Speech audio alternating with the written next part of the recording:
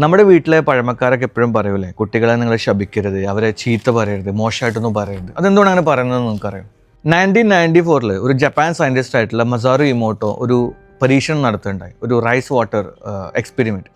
അതായത് 3 crystal glass jar എടുത്തിട്ട് അതിൽ 3ലും കുറച്ച് അരിയും വെള്ളവും ഒഴിച്ചു വെച്ചു. എല്ലാ ദിവസവും അതിൽ ഒരു ജാറിൻ്റെ അടുത്ത് വന്നിട്ട് ഐ ലവ് യു നല്ലത് പറഞ്ഞു, ഐ ലവ് യു എന്ന് പറഞ്ഞു. അതുപോലെ നല്ല കാര്യങ്ങൾ പറഞ്ഞു. മറ്റൊരു ജാറിൻ്റെ അടുത്ത് പോയിട്ട് ചീത്ത കാര്യങ്ങൾ, ഐ ഹേറ്റ് യു, എനിക്ക് തന്നെ ഇഷ്ടമല്ലാത്ത രീതിയിൽ സംസാരിച്ചു. 3ാമത്തെ ജാറിനെ ഇഗ്നോർ ചെയ്യുകയും ചെയ്യും. അങ്ങനെ ഒരു മാസം കൃത്യമായിട്ട് എല്ലാ ദിവസവും ഇത് ചെയ്തുകൊണ്ടേയിരുന്നു.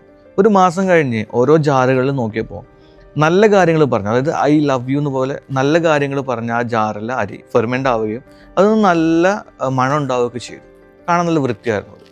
2ാമത്തെ ജാറ് ഐ ഹേറ്റ് യു, ഇഷ്ടമല്ലാത്ത രീതിയിൽ ചീത്ത പറഞ്ഞ ആ ജാറിൽ അരി പക്ഷേ കറുത്ത നിറമായിട്ടുണ്ടായിരുന്നു.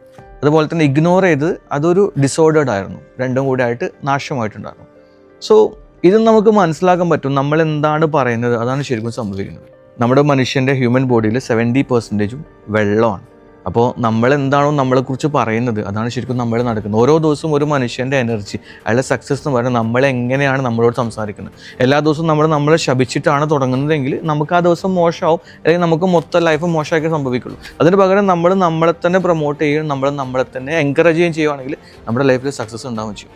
ഇതുകൊണ്ടാണ് നമ്മുടെ പഴമക്കാർ നമ്മുടെ കുട്ടികളെയും മക്കളെയും ഒന്നും നിങ്ങൾ ശപിക്കരുതെന്ന് പറയുന്നത്.